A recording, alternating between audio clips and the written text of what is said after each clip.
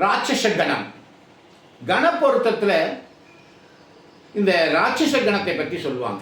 நிறைய பேர் இதை என்ன சொல்கிறாங்கன்னா, ராட்சச கணம் உள்ளவர்கள்லாம் அப்படியே கடுமையானவர்கள், ரொம்பவும் குடும்பம் நடத்துவதற்கு அதிகாரமற்றவர்கள், அல்லது கோபப்படக்கூடியவர்கள், சண்டை போடுவார்கள், ராட்சச குணத்துடன் இருப்பார்கள். அதெல்லாம் கிடையவே கிடையாது. ராட்சச கணம் என்றால் உடனே அவங்க ராட்சச குணத்துடன் இருப்பார்கள்னு அர்த்தம் இல்லை. கணம் என்றால் செல்வ தொகுப்பு. நான் அடிக்கடி இதை சொல்லியிருக்கேன். செல்வ தொகுப்பு, பணம், பண பரிமாற்றம், ஃபினான்ஷியல் மேனேஜ்மெண்ட். அந்த குடும்பத்தில் அவங்க எப்படி பணத்தை சேமிப்பார்கள், செலவு செய்வார்கள் என்பதை சொல்வது தான் தேவகணம், மனுஷகணம், ராட்சச கணம். அதில் ராட்சச கணத்தை பற்றி சொல்லும் போது என்ன சொல்கிறாங்கன்னா, வரவுக்கு மீறிய செலவினம் செய்வார்கள்.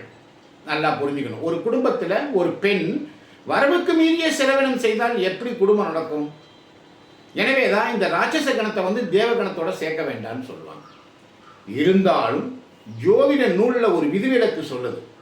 ராட்சச கணம் பெண்ணுடைய நட்சத்திரம், ராட்சச கணம் பெண்ணுடைய தன்மையாக இருந்தால் அந்த பெண் நட்சத்திரத்திலிருந்து 13வது நட்சத்திரத்தை தாண்டி உள்ள ஆண் நட்சத்திரம் எதுவாக இருந்தாலும் சரி, அது எதுவாக தேவகணமோ மனுஷகணமோ எதுவாக இருந்தாலும் ராட்சச கணத்துடன் சேர்க்கலாம் என்று சொல்லப்படுது.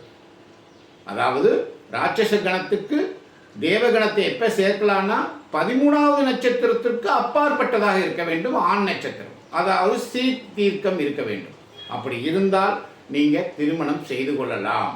ராட்சச கணத்திற்கு கார்த்திகை, மகம், ஆயில்யம், சதயம், அவிட்டம், சித்திரை, கேட்டை, மூலம் ஆகிய 9 நட்சத்திரங்கள் ராட்சச கணத்தில் இருக்கும்.